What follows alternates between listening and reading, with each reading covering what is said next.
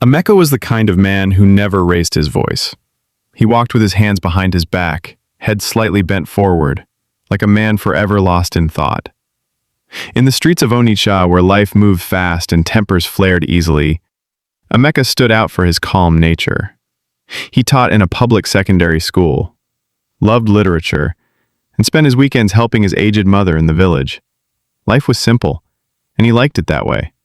People admired his peace. But they often whispered, "This kind of man, if he marries the wrong woman, he go suffer tie." Emeka just smiled. He met Uju at a wedding reception. She was bold, loud, and beautiful in a red gown that turned every head. She danced like she owned the floor, and spoke with a confidence Emeka had never encountered. She walked up to him, took his plate, and said, "You're eating too slow. Let me help you enjoy the party." That was how it began. A few laughed at how fast things moved, but Emeka was mesmerized. To him, her fire was exciting. Her dominance didn't frighten him. It felt like balance. What he didn't know was that her spark would soon burn his peace to ashes. Within 3 months, they were engaged. Uju moved into his one-bedroom flat and started reorganizing everything. His books were boxed. His clothes were called Bushman style. Even his toothbrush found a new home. Emeka didn't complain. He said, "It's her way of showing care." But the signs were clear. Uju didn't just want to share life with him. She wanted full control of the remote. It began with little things. What he wore, how he walked, who he talked to. Emeka adjusted. After all, he loved her. But even a river has a breaking point. Their wedding was extravagant, at Uju's insistence. She chose the venue, the guests, the songs, and even his suit. During the vows, Emeka forgot his lines. She leaned in and hissed, "Say it well. Don't embarrass me." That was the first time fear touched his heart in marriage. He laughed nervously, said the vows, and smiled through it. But something inside him dimmed that day. He didn't know it yet, but the man who walked out of the church was not the man who walked in. On the first payday after marriage, Emeka brought home his envelope.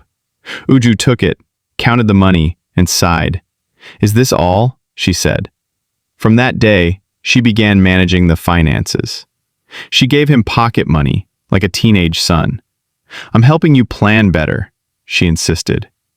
At work, his friends noticed he looked tired and withdrawn. When one of them joked, "Guy you dey chop slap for house?" Emeka laughed weakly and said, "No be love be this?" But at home, love had become law. Uju dictated when he came home, who he visited, and when he could rest. She controlled the TV, the fan, the meals. Even his phone had to be unlocked at her demand. "Why are you quiet?" she often asked. "Say something."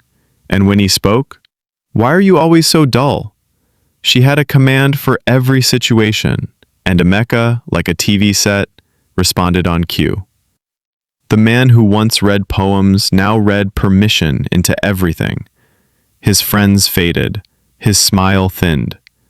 But Uju was admired in church and called a strong woman. They didn't know the cost of her strength. When Mama Emeka visited from the village, she immediately saw what her son had become. She pulled him aside one morning and said, "My son, I raised you to be a man, not a robot." But Uju overheard. That evening, she packed Mama's things and called Akeke. "Your mother is sowing division," she said. Emeka begged, cried, and even knelt. But Uju didn't flinch. Mama left in tears. And Emeka? He apologized to Uju for the embarrassment. That night, he slept like a man buried alive, eyes closed, heart open, soul restless. One Friday evening at the church's couples fellowship, Uju corrected Emeka sharply in front of others. He tried to defend himself, and she slapped him across the face. A sharp gasp filled the hall. Elder Nwokolo stood up and said, "Sister Uju, this is not correction, this is humiliation." But Emeka stood there, mute. The silence was heavy. Uju adjusted her wrapper and said, "He knows why I did it." That was when the community began to see the cracks. At home, Emeka broke down. He cried in the bathroom for hours. He didn't recognize the man in the mirror anymore. The man who once dreamed of publishing books now felt caged.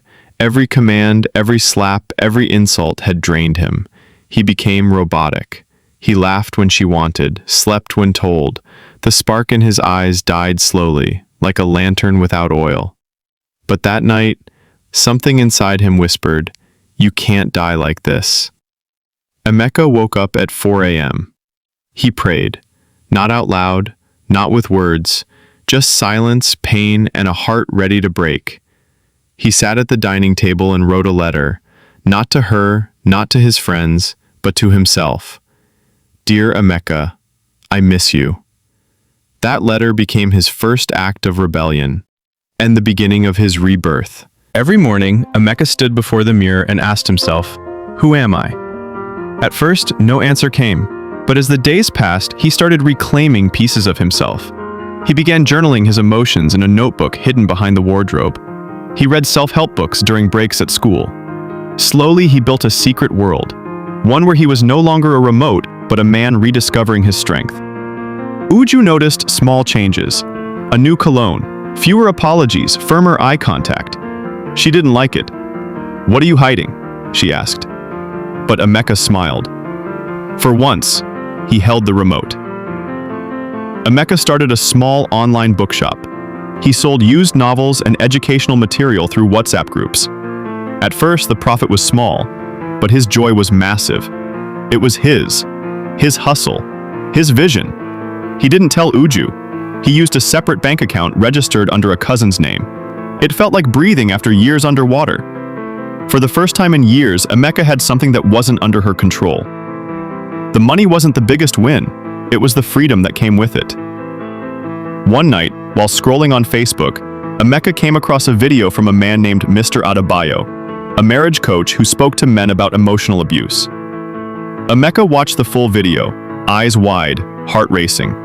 It was as if the man was describing his life. He subscribed. He joined a virtual support group anonymously. There, he met men just like him. Some had left, some were healing, some were rebuilding. For the first time, Emeka didn't feel alone. He felt seen. One Saturday, Uju ordered Emeka to go to the market.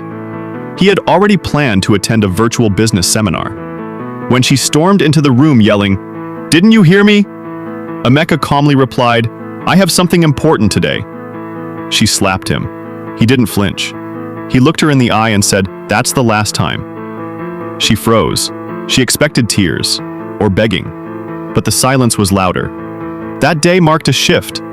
She no longer held total power. She had pressed the button, but the screen didn't change. 2 weeks later, Uju confronted him. "What's going on with you?" she asked. "You don't ask me for permission anymore. Are you seeing someone else?"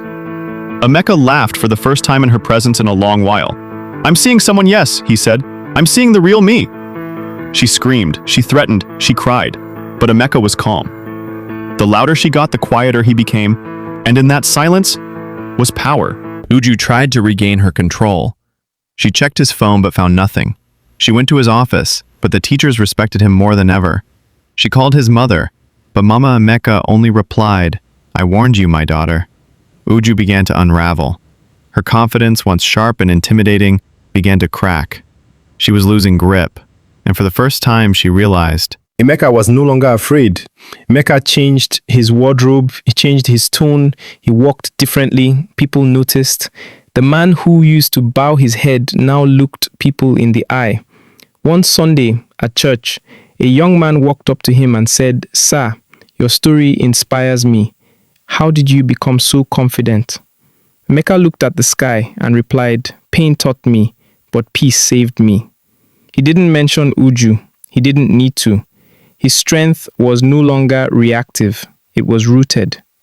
One rainy evening, Uju returned from work and found Emeka reading silently. She stood in front of him, dropped her bag and said, "I don't know what I've become. I'm sorry." He looked up. There was no anger in his eyes, only quiet. "I forgive you," he said, "but I won't return to the man you married. That man is gone. This one is reborn. Uju cried, and for once her tears weren't tools. They were honest, painful, necessary.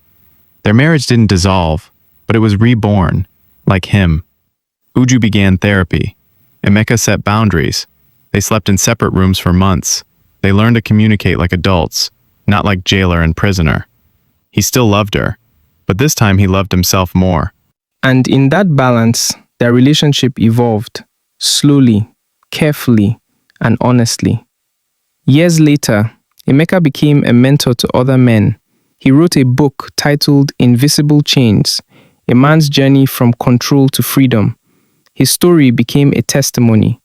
His pain became purpose, and his silence became a voice that saved many.